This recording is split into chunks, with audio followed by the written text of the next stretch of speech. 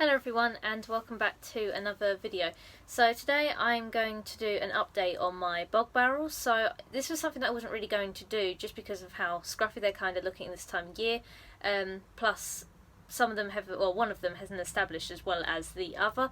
So it's something that I don't really show off that often, but I have noticed a couple of things in them and I was really excited to show. So that's what I'm going to be doing today. So in a minute I will go outside and flip the camera around and show you everything in those bog barrels to just give you an update, and it also show you its progression into the winter. So everything in the greenhouse is obviously going into dormancy, where because these ones are outside they have kind of taken that extra leap because it's got colder quicker being outside rather than here, even though it's unheated in here. Obviously they're more exposed to the elements, especially as we've had a lot of wind recently. It's snapped a few of the pictures so they're not looking that nice, but it's all just something to show, which obviously will be a learning curve for me next year as well, so I'll perhaps stake the pictures or use different plants. So that's what I'm just going to do now. So the first barrel that I'm going to show you is the one that hasn't established as well as the other one. So this one would be the one that I'm going to change up the most, so I do want to redo this one. So looking firstly at this ruby corpora in here, as you can see, even though it eventually did get the red colour, the traps broke quite early on in a storm, so you can see at the bottom there it's broke. So we had really high winds and I kind of held it up with string. It did have a stake in there, but I've taken it out just because it looked a bit ugly. So I might cut these down anyway because, as you can see, they're already going into dormancy. The Banata, however, this is a Banata vardictomata, which was just a tiny little one, has done actually quite well this year. So it's spread quite a lot, as you can see, and it's starting to get like its hibernacula kind of thing. It will die down to the roots and come back, but it's still flowering, which it's already flowered once when the rest of them flowered, but for some reason it's got another one here. So I've got a purpurea here, which was one of my small ones. I've got a few others in the greenhouse, and it hasn't grown as much as the other ones, but it's looking lovely still. So it's got nice colour and a couple of new little bits of growth in there. Over here I've got my Sarracenia rubra. So this is a werryi, and it's done a lot better this kind of time of year. So it flowered right at the start of the year and it didn't look that great. Most of the growth was looking a little bit like this. Obviously this is dormancy here, but most of the traps looked a bit damaged. You can see it got eaten by pests at one point, but it's now started to pick up a bit, so it's got some nice colour, nice shape and really nice strong pictures. But I do again want to replace this one. I think I'll change all the Sarracenias up in this one, but it's still looking like a nice plant this time of year, so it's got some nice veinage and coloration. Fly traps over here, so both bog barrels do have fly traps in.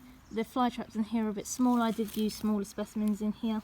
They haven't got as much colour, but they're still looking quite nice. So again, they're dying down a lot quicker than the ones in my greenhouse, so all this old growth can come off like this, and I'll go around and clean these up soon. I haven't really done anything to them this year. I've just kind of left them like this Drosera capensis here. So actually this did dry out, so when we had the really hot weather during the summer, the whole plant died off as this whole bog barrel completely dried up, and then it's now come back from the roots a little bit further down here. So this is the sole purpose I wanted to do this video, is because of the Pinguicula grandiflora, just because they have produced, not only are they producing hibernaculus, this is a better shot of it, they're also producing the gemmae. So when I grew these last year, I brought them as gemmae, and you can see, so actually it's rained a little while ago, and you can see they've kind of been brought up. So the gemmae is forming around the bottom of this hibernacula. So this is its resting bud, and this little bud here is what I will now harvest and then propagate some more of these. So I didn't even expect it to produce any this year, but I might just take a few out now just to show you. But in this one it's a bit better. So there's the hibernacula, and then around the bottom you can see here the little tiny buds that move, like this one's a better example, are the little gemmae. So a little bit like how Drosera pygmy sundews produce theirs, but this one obviously they produce them around the base of the hibernacula in winter. And I'm not sure if any of the other temperate Pinguicula produce the gemmae as well, but I know obviously the grandiflora does, and I'm really excited to see this. So this was the kind of sole purpose I did the video, just because I was so excited to see these and I thought it's something that I really want to show. So I'm just going to harvest a few now just to show you what they look like. So I've just harvested a couple just to show you, and as you can see they're just the tiny little buds. So the biggest one, which is just here, is probably the best example. This is how I received them through the mail, but all of these will produce a new plant. And obviously I've been lucky as well because the plants, especially out here, have split. So this one was the biggest one, it was a massive cluster, and from that massive cluster obviously they're each going to produce a hibernacula. So this produces, obviously this gives you a better picture as I've just taken a few of these gemmae out, and as you can see around the base of just these 2 hibernaculars there is so much gemmae, so I'm going to get so much propagative material from that. And obviously not all of them have produced their hibernacula. I've still got a few smaller ones in here as well, and obviously eventually as they start losing their leaves, this one's a bit ahead of the others, then all this gemmae will be ready for me to pick freely. Obviously I'm just kind of delving into the plant at the moment, but I'm super excited about that because it's just really nice to see how healthy they are. So finally, this is my second bog, which is probably my favourite just because of it's established the best and has the largest Sarracenia pictures, and you know, in terms of colour as well. Even though it's looking a bit sad now, especially in the older Sarracenia, so the Capri and the Flava, it's still a really nice display, especially with this. So this is one of my favourite Sarracenias at the moment because of the colour. So the first bog barrel I did was based on a red theme. This one's like a orangey copper theme. So this is a Sarracenia Catsby cross purpurea, and as you can see from the colour, it's amazing. Plus it's spread so much. Like I did not expect from the small plant that I received it as to get this big for one. The colour is absolutely beautiful. So all the pictures are filled up with water, and it's even got a secondary division. So I want to kind of split this because it's such a beautiful plant, yet I kind of like it as like a massive whole.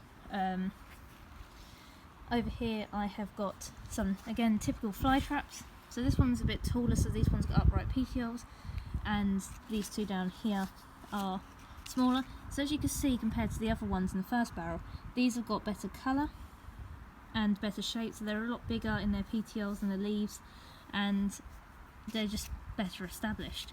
So again, with all the moss, has established beautifully as well. So look at all these moss spores that are everywhere, which creates a really nice display in this Sarracenia. I've got my Sarracenia Flava var ornata here, and this one's definitely staying in here. It did so well out here this year, and they had nice triangular pictures. Also just looking a bit sad at the moment, and there's a lot of spiders that live in them as well. This is my Capri. So this one I do want as a greenhouse specimen, so it hasn't struggled at all this year. It's actually produced amazingly amount of pictures. Like, it's massive as a plant, and it flowered as well, which I'm still waiting for the seed on that flower. And the colour is beautiful, but I think I want to see how tall it can get as a greenhouse specimen, so I think I'm going to replace this one with my Tigo, which is obviously another copper coloured Sarracenia, which will make it look really nice. Down here I have got my Filiformis, which is dying off now, so it's got its hibernacula at the bottom there, which are its winter resting buds, and eventually all this will see come off. The only thing I think I will replace other than the Sarracenia is this fern, just because they get a bit big and it's become a bit of a nuisance really, with the leaves overhanging and shadowing everything. So I've got a small rotundifolia which I just put in there. I think I'm going to put some more. I just wanted to kind of test out different things.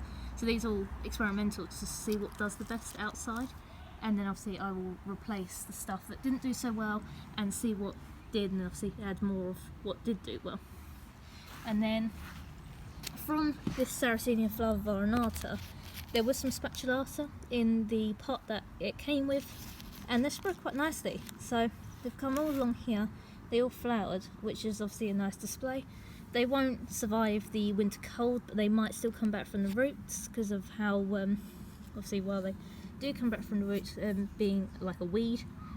And here I've got another Pinguicula grandiflora, which is also producing a hibernacula. So if I move the leaves down a little bit, you can see in the middle there it started producing a hibernacula, which again will give me more gemmae because I've already seen some in the middle there. So I'm really excited for that mainly. But that is the overview of the 2 barrels at the moment. Okay, so that just gave you an overview of my two barrels at the moment. So as you can see, they're a bit scruffy. One of them hasn't established as well as the others, but my main excitement was that gemmae on the Pinguicula grandiflora. So I did not expect it. It was the first time that I've looked at these barrels in a while because they're just outside. They kind of just do whatever tend to themselves, really. It's not like the greenhouse where I come in here almost like practically every day and see everything that's in here.